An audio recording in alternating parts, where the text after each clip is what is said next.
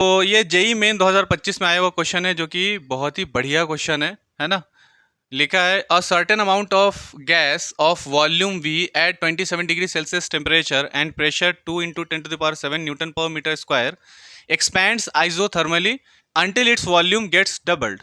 Later, its expands adiabatically until its volume gets redoubled. The final pressure of the gas will be, और gamma दिया हुआ है 1.5।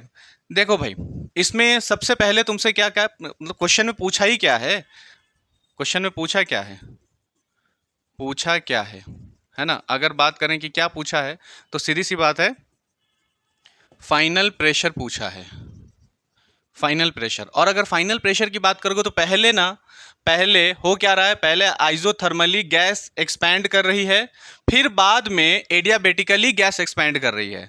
इसका ये मतलब है कि एडियाबेटिकली गैस जब एक्सपैंड कर रही है उस वक्त जो प्रेशर होगा, है ना, गैस का, वो प्रेशर तुम्हें क्या करना है, बताना है।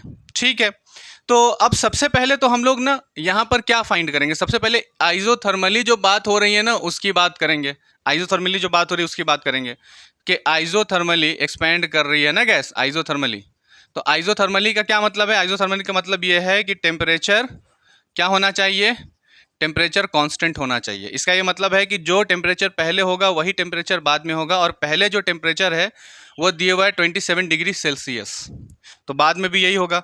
तो पहले का जो प्रेशर है ना वो दिए हुआ है 2 × 10⁷ न्यूटन पर मीटर स्क्वायर, ये दिया हुआ है।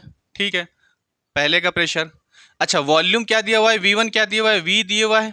ठीक, और फिर उसने कहा कि आइसोथर्मली वॉल्यूम इसका क्या हो जा रहा है, डबल हो जा रहा है। तो इसका ये मतलब है कि फाइनल वॉल्यूम इसका क्या हो गया, इनिशियल वॉल्यूम के डबल हो गया फाइनल वॉल्यूम।